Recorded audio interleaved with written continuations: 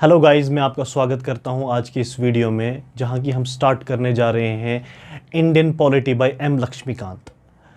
Indian polity by M Laxmikant इसलिए हम important है क्योंकि जो भी गवर्नमेंट एग्जाम्स जैसे कि यूपीएससी, जेकेपीएससी, एसएससी, रेलवेज, अगर आपने पॉलिटिक्स को समझना है, अगर आपने एग्ज़ाम ओरिएंटेड आपने इंडियन पॉलिटी को समझना है, तो बेस्ट बुक उसके लिए एम लक्ष्मीकांत है। एम लक्ष्मीकांत को बाइबल ऑफ यूपीएससी भी कहा जाता है।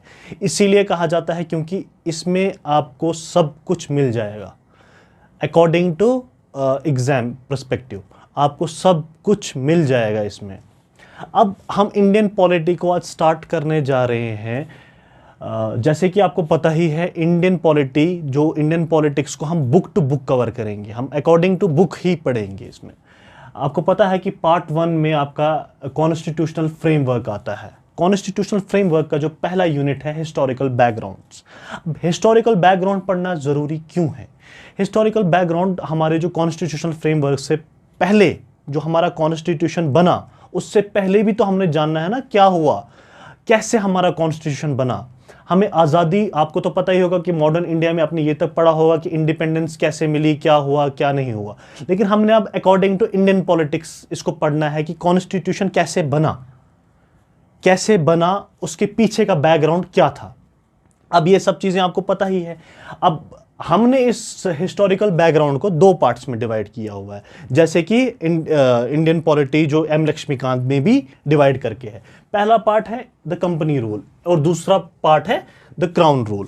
कंपनी रूल आपका स्टार्ट होता है 1773 से 1858 तक। 1858 में फिर सेपॉय म्यूटिनी हो जाती है। सेपॉय म्यूटिनी होने के बाद आपका स्टार्ट हो जाता है क्राउन रूल। अब हमने हिस्टोरिकल बैकग्राउंड्स का बेसिक समझना है। पहले हमने इसका बेसिक समझना है, बेसिक्स में हमारा क्या हुआ, तब जाके कंपनी रूल जो है वो स्टार्ट हुआ। तो ब्रिटिशर्स इंडिया में आते हैं 1600 के आसपास, ठीक है। और 1600 में जो है उस वक्त मुगल रूल चल रहा था। मुगल रूलर कौन था उस वक्त? अकबर। और इनका क्या होता है कि इनको ईस्ट इंडिया कंपनी को, अंग्रेजों को जो है वो भेजा जाता है क्वीन एलिजाबेथ के द्वारा। क्वीन एलिजाबेथ फर्स्ट इनको चार्टर देती है कि आप इंडिया में जाके ट्रेड करिए। किनको देती है ट्रेड? ईस्ट इंडिया कंपनी को।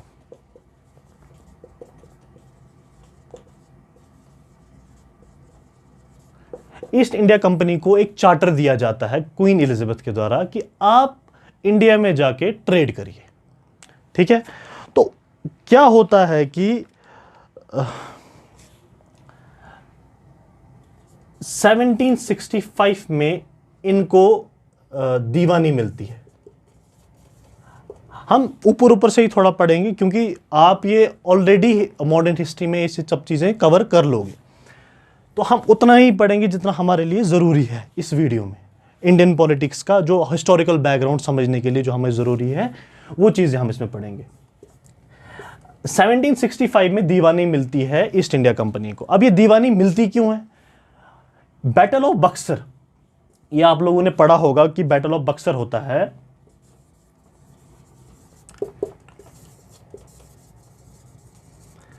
जिसमें शाह आलम जो एक मुगल एम्परर होता है, वो बुरे तरीके से हार जाता है, ठीक है। तो शाह आलम दीवानी देता है किनको? ईस्ट इंडिया कंपनी को। उस दीवानी में क्या होता है? राइट्स ओवर, एक मिनट,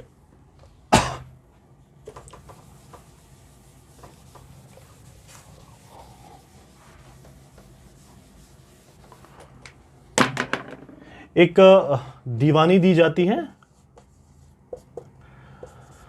दीवानी होती है rights over revenue and civil justice. अब अंग्रेजों को चाहिए क्या था? अंग्रेजों को चाहिए था पैसा। अब उनको रेवेन्यू पे जो है वो कंट्रोल मिलता है। किस किस जगह का मिलता है? उनको मिलता है बंगाल, बिहार, ओडिशा, इन 3 जगहों का उनको दीवानी मिलती है। दीवानी क्या है? Rights over revenue and civil justice. अब अंग्रेजों को तो चाहिए था पैसा, ठीक है, पैसों के लिए तो वो कुछ भी कर लें, उनका तो डेवलपमेंट या सिविल जस्टिस या क्रिमिनल जस्टिस नहीं है इसमें। देखो, क्रिमिनल जस्टिस नहीं है, ठीक है, समझ रहे हो? क्रिमिनल जस्टिस बिल्कुल भी नहीं है। अब उनका तो है ही नहीं क्रिमिनल जस्टिस के साथ, उनको चाहिए पैसा, बाकी फिर लोग मरे या रहें, उनका कोई इससे लेना देना नहीं था।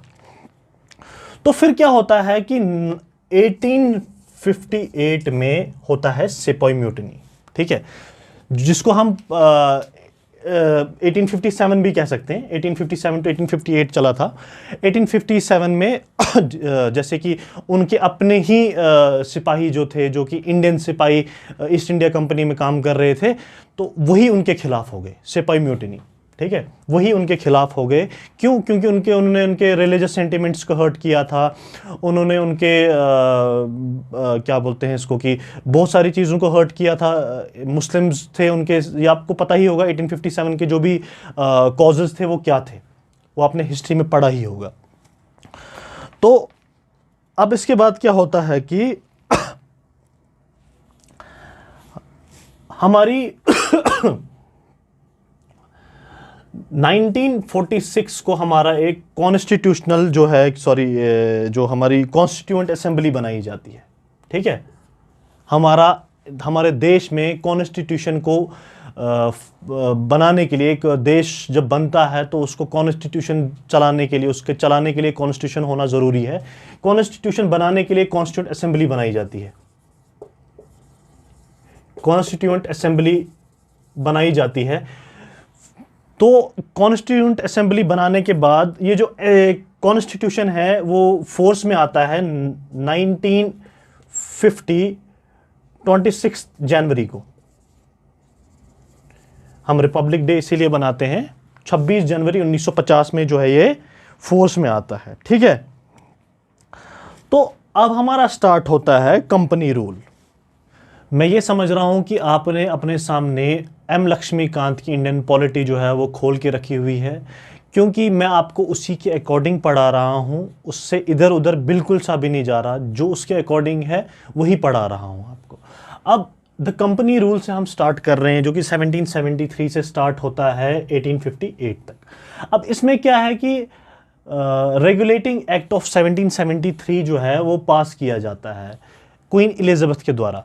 क्यों पास किया जाता है? क्योंकि जो ईस्ट इंडिया कंपनी है उसको चार्टर दिया जाता है इंडिया में ट्रेड करने के लिए, न कि वहाँ पे एक टेरिटोरियल पावर इमर्ज होने के लिए और पॉलिटिकल पावर, क्योंकि ईस्ट इंडिया कंपनी एक टेरिटोरियल पावर में आ जाती है, टेरिटोरियल पॉलिटिकल पावर क्या बोलते हैं उसको गेन करती है वहाँ पे। आपको पता ही है कि बैटल ऑफ बक्सर हुआ, बैटल ऑफ बक्सर के बाद उनके पास रेवेन्यू राइट्स आ गए, सिविल जस्टिस के राइट्स आ गए, ठीक है, दीवानी मिल गई उनको, शाह आलम ने दीवानी दी उनको।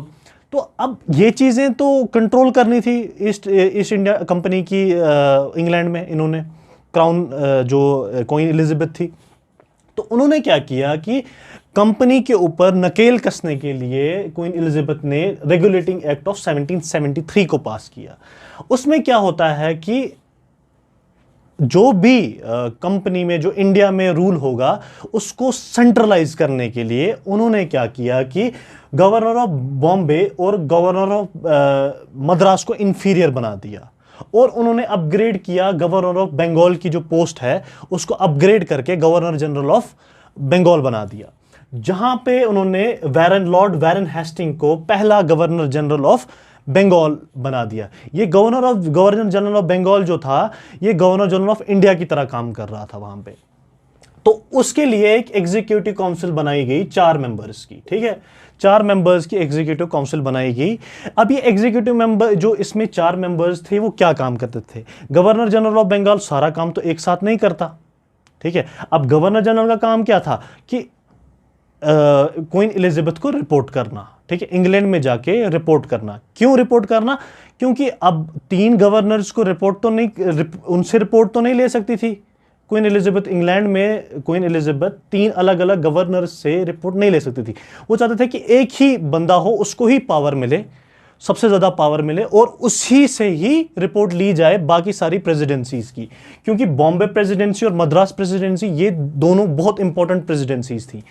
तो इसमें क्या हुआ कि इन्होंने बॉम्बे और मद्रास का जो गवर्नर थे उनको इंफीरियर बना दिया, और बंगाल के गवर्नर को इन्होंने गवर्नर जनरल ऑफ बंगाल बना के वहां पे लॉर्ड वारन हेस्टिंग को एज ए पहला गवर्नर जनरल ऑफ बंगाल बिठा दिया, ठीक है।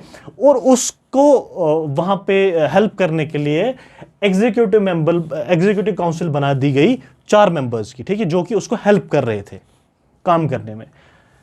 तो और एक सुप्रीम कोर्ट बनाया गया जो कि कैलकाटा में बनाया 1774 में, जिसमें एक चीफ जस्टिस और 3 अदर जजेस को बिठाया गया, ठीक है। और सबसे इंपॉर्टेंट चीज क्या थी कि कंपनी सर्वेंट्स पे प्रोहिबिशन लगा दी गई कि वो कोई भी और काम नहीं करेंगे, क्योंकि वो सिर्फ एक गवर्नमेंट एम्प्लॉइज हैं, वो एक सिविल सर्वेंट्स हैं, वो वहां पे जाके काम करेंगे। उसके अलावा वो अपना कोई भी पर्सनल ट्रेड नहीं कर सकते, कोई भी पर्सनल काम नहीं कर सकते अदर देन गवर्नमेंट वर्क। वो कोई भी और काम करने के लिए उनको अलाउ नहीं किया गया, क्योंकि क्या होता था कि इंग्लैंड में बहुत सारा पैसा खर्चा जाता था, बोलियां लगती थी बड़ी बड़ी वहाँ पे, ताकि जो बहुत बड़ी बड़ी जो वेल्दी फैमिलीज थी अपने बच्चों को पोस्टिंग दिलवाते थे इंडिया में। आपको तो पता ही होगा, इंडिया तो वैसे भी सोने की चिड़िया बोला जाता था इंडिया को। वैसे भी बहुत सारों ने अटैक करके यहाँ पे बहुत सारा लूटा है, सबसे ज़्यादा तो अंग्रेज़ों ने लूटा यहाँ। तो इनको क्या किया जाता था कि कंपनी सर्वेंट्स पे यहाँ पे प्रोहिबिशन, उनके ऊपर बैन लगा दिया गया कि अब आप कोई और दूसरा काम नहीं कर सकते, आप ट्रेड नहीं कर सकते, करना है तो यही करना है, इसके अलावा कुछ नहीं करना है। आप काम करने आ रहे हो तो आपने काम करना है, इसके अलावा आपने कुछ नहीं करना। तो और क्या, और इसके अलावा जो है वहां पे कोर्ट ऑफ डायरेक्टर्स को अपॉइंट किया जाता है इंग्लैंड में। इंग्लैंड में बैठ के कोर्ट ऑफ डायरेक्टर्स जो है वो डिसाइड करते हैं पोस्टिंग्स, वहां कौन जाएगा, कौन रहेगा, क्या होगा।